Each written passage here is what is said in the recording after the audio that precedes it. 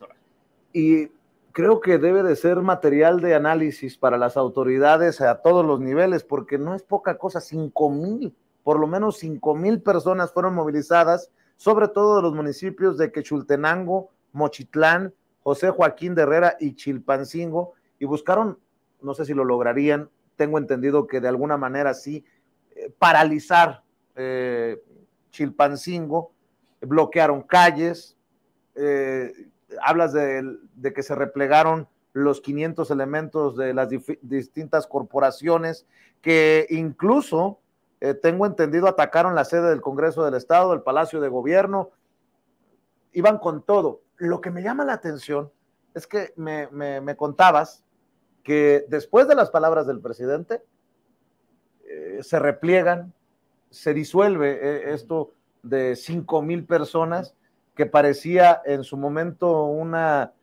pues no rebelión, una manifestación estrictamente ciudadana, pero después de que el presidente los destapa, es que así como llegaron se fueron. ¿Qué entiendes de esto? Sí, mira, de entrada, Vicente, tendríamos que señalar que muchos de los periodistas que conocen el tema, que están ahí, incluso en Guerrero, inmediatamente empezaron a decir, son los ardillos. Quienes no le daban esa caracterización eran los medios corporativos que trataban, los grandes medios que trataban de montarse en una supuesta manifestación que ellos veían ciudadana para poner en evidencia a las autoridades estatales y federales.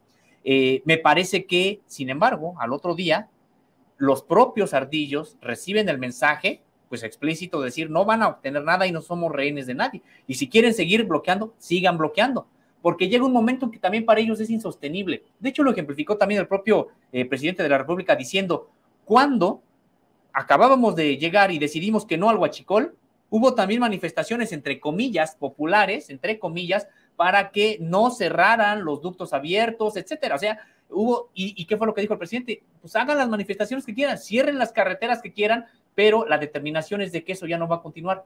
En este sentido también les dijo, hagan lo que hagan, la persona va a seguir aprendida.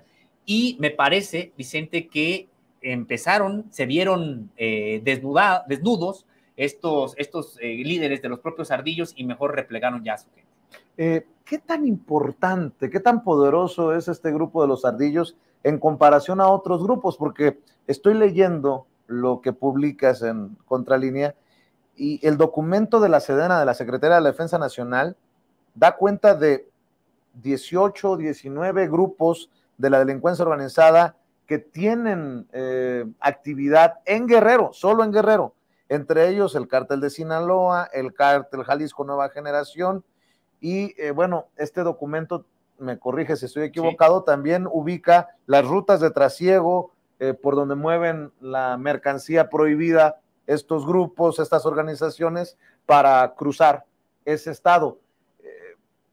¿Tienes claro qué tan importante en la escala de estos grupos están los ardillos, Sósimo? Sí, mira, pues son muy importantes porque finalmente ellos se han convertido en la zona que controlan como un lugar de trasiego, por ejemplo, de la amapola, que se cultiva en la montaña de Guerrero. Prácticamente ellos controlan no solamente la producción ahí, sino el trasiego, porque han ido desplazando a lo que quedaba de los propios rojos, y pues finalmente el poderío lo mostraron, como lo vimos, movilizando a 5,000 personas hacia la cabecera no de un municipio, sino del estado, de ese estado de la República, y tienen la capacidad para incluso expandir sus actividades al propio Chilpancingo.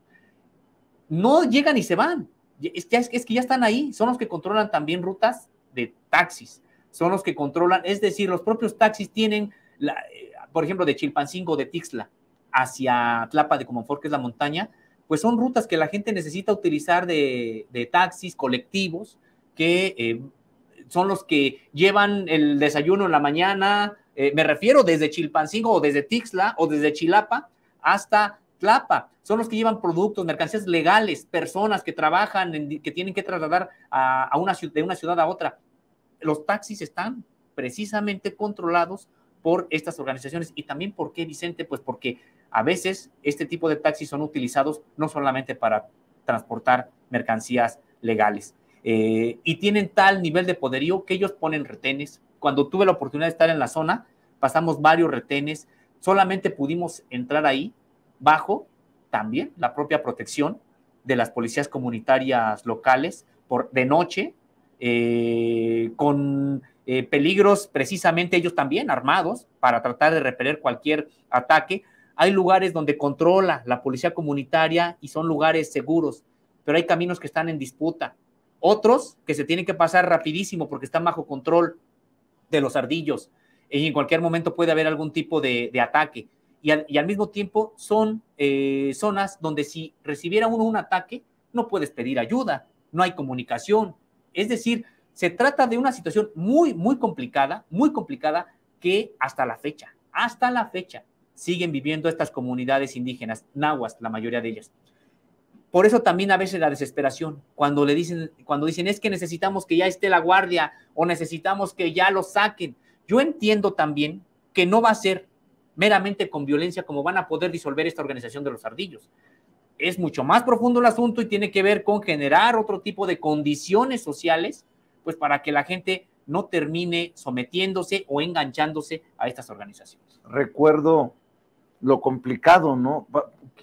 Solo como anécdota, pero para que lo entienda la gente. Héctor Astudillo, antes de ser gobernador, recuerdo que tuve la oportunidad de platicar con él cuando esto de las inundaciones, y recuerdo que le decía, yo quiero ir a esta zona de Guerrero, no la voy a mencionar para no desnudar a los personajes involucrados, y me dijo, Vicente, piénsala bien.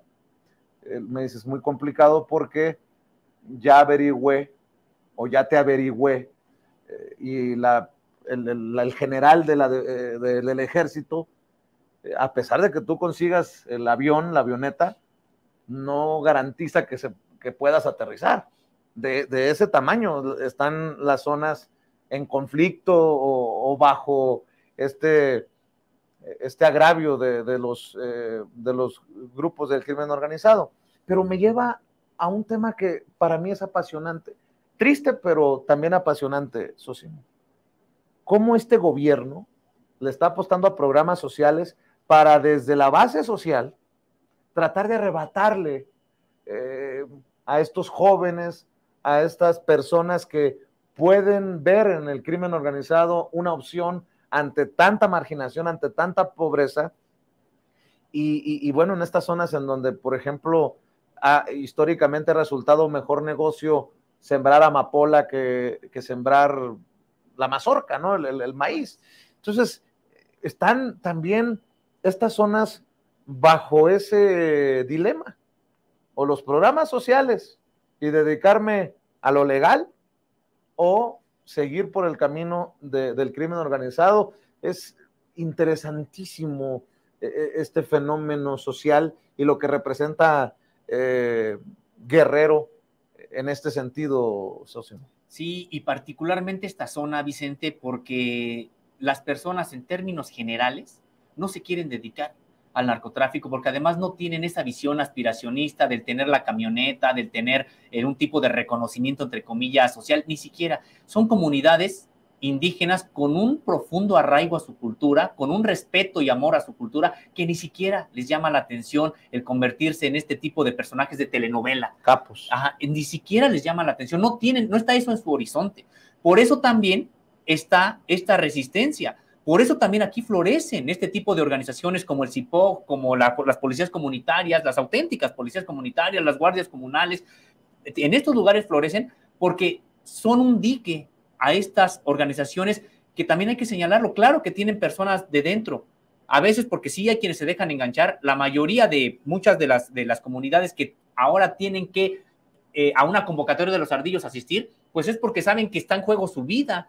Y no me refiero a que puedan perder su vida de manera inmediata con un balazo, que también ocurre. No, sino simple y sencillamente también les quitan las posibilidades de sembrar, les quitan cualquier posibilidad incluso de salir, de comprar en algún lugar, etcétera. Entonces, ¿cuántas personas incluso que estuvieron, y lo tenemos documentado, cuántas personas que estuvieron resistiendo pacíficamente a los ardillos ya no llegaron a su trabajo, o ya no llegaron a una tienda, a una CONASUPO, Los profesores, normalistas rurales, la mayoría de ellos, ¿cuántos también ya no llegaron a su escuela en estos caminos terregosos precisamente por la acción de este tipo de grupos? Entonces, me parece, Vicente, que hay un profundo rechazo a estas organizaciones en la propia montaña, pero fueron muchos años de abandono, donde prácticamente se les dejó. Hay que las comunidades se defiendan como puedan, porque además al gobierno, por ejemplo, de Felipe Calderón, donde teníamos a un secretario de Seguridad Pública involucrado en el narcotráfico, pues no para nada le importaba ni el tipo, ni la gente, ni las personas, ni tampoco le importaba realmente combatir ese negocio ilícito. Y así como está la montaña de Guerrero, pues vemos de hecho el mapa, el documento que es de carácter confidencial, elaborado por inteligencia militar, pues sí da cuenta de un Guerrero, digamos que tomado en muchos aspectos por 18 organizaciones criminales que has comentado. Está el cártel Jalisco Nueva Generación, está el cártel de Sinaloa, están reminiscencias de los Beltrán Leiva, están reminiscencias de los Caballeros Templarios, está el cártel de Acapulco, el cártel de los rusos. Son varios cárteles que están ahí y que el poder de los ardillos, sin embargo, lo ha convertido en una de las organizaciones más fuertes a nivel de Guerrero en ese estado.